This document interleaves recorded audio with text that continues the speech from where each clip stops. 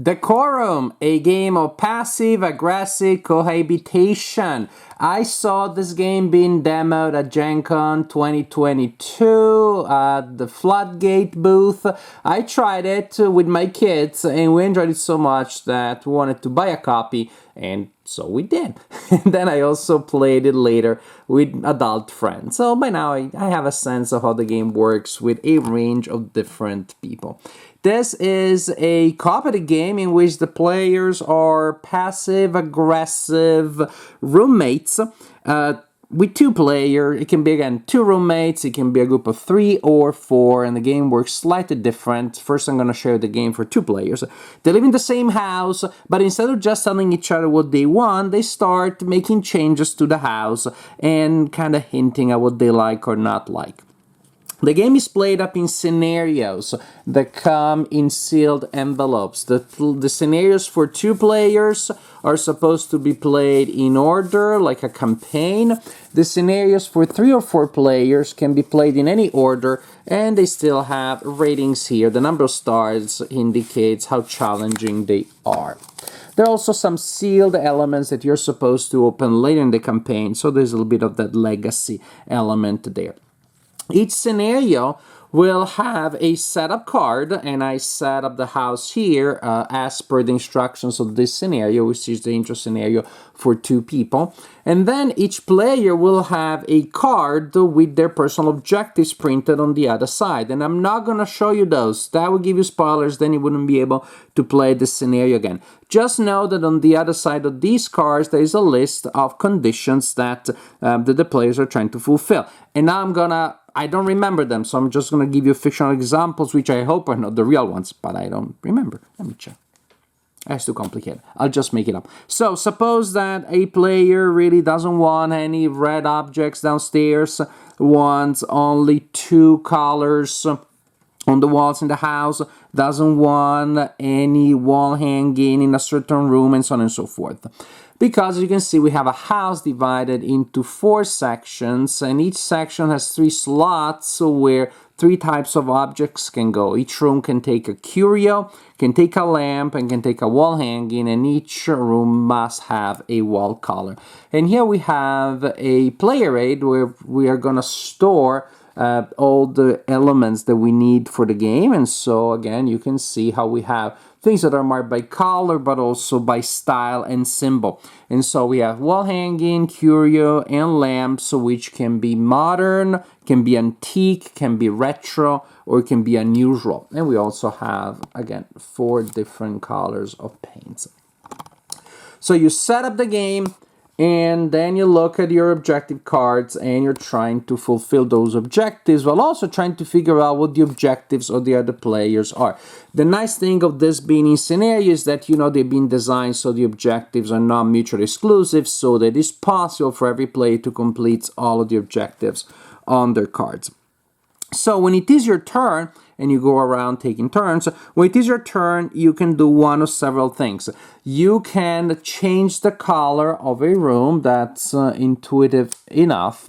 You can add an object to an empty slot, such as, for example, I decide to add that there.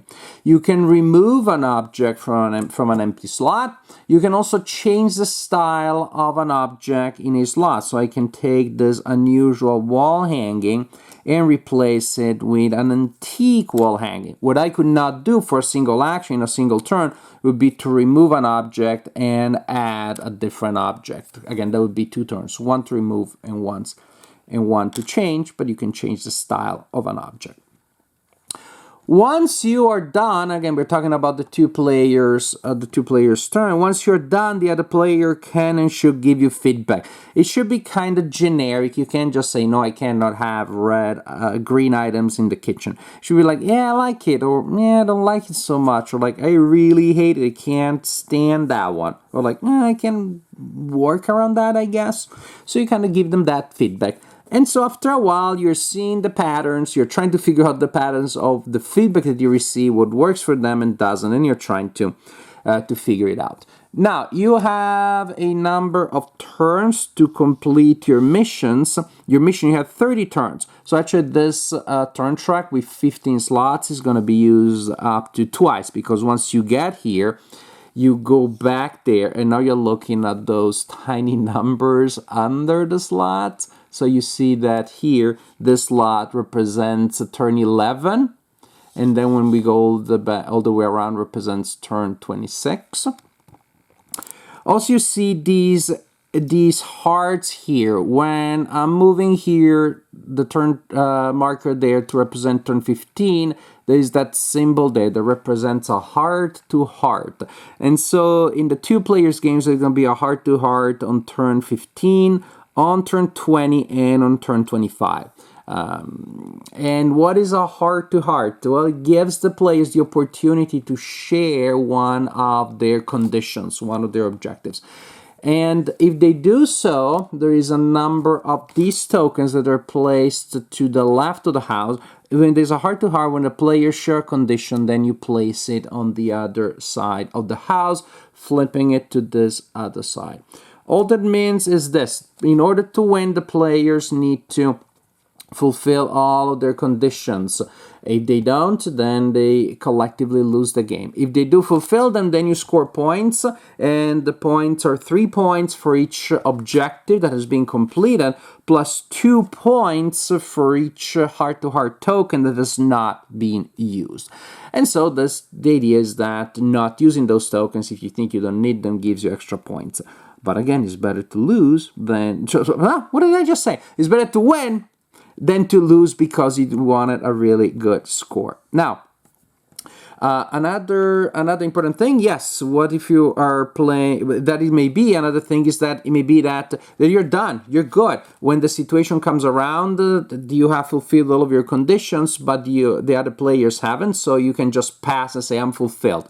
And of course, it may be that somebody else then trying to fulfill their own will mess it up, and so you go back in the game. Passing is very good, and it's a sign, again, that you are fulfilled. You may also be there fulfilled and you decide not to pass because you realize what somebody else is trying to do, and so you're trying to still help them. Now, with multiple players, the gameplay is very similar. With more than 2 players, very similar. But if you have 3 or 4 players, each player will receive their card with their objectives as usual. But you also have a set of smaller cards, each simply showing one of your objectives. So those cards each simply restates one of your objectives. The point is, instead of having a heart-to-heart in 3-4 player games, you have a house meeting in which first each player have a chance of describing how they feel about the general situation, like, I think we're pretty close, or this house is hopeless, whatever you want to say, as long as it is vague and in character. Then you take one of those cards showing one of your objectives and you give it face down to another player.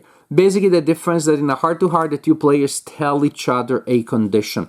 By using those mini cards with the same conditions on your cards, simply you can communicate one of your conditions to only one of the other players. And that's the idea. And of course, the game becomes a lot more challenging and feels a lot more chaotic that way. Still, the general idea is that you're trying to fulfill your conditions and figure out the other player's conditions, because ultimately, in order to win, everybody needs to be satisfied. Everybody needs to complete all of their goals. I played Decorum at Gen Con 2022 on a Saturday, on the Saturday of the convention, and I wanted to buy the game immediately because I liked it so much, but they had sold out. And then I go back the following day, the Sunday, it turns out they found a couple of copies that were damaged and they were selling them. So lucky me, because I got to get the game and it was cheaper. And once the game is on the shelf, I mean, who's going to tell? And you'll be the judge of that, because probably you will see the game in the background in my future reviews. So that's why the box looks like this. And again, I'm pretty okay with that. Decorum is a lot of fun, and it does play very differently with 2 or more than 2 players. With 2 players, there's a very strong puzzle element because you really get the sense that you can solve the puzzle. And there is fun in that. It's an interesting challenge. You're really studying the patterns, so you're really trying to optimize things. With more than two players, it becomes an exercise in delegating and dealing and tolerating chaos and ambiguity, because you probably won't have the sense.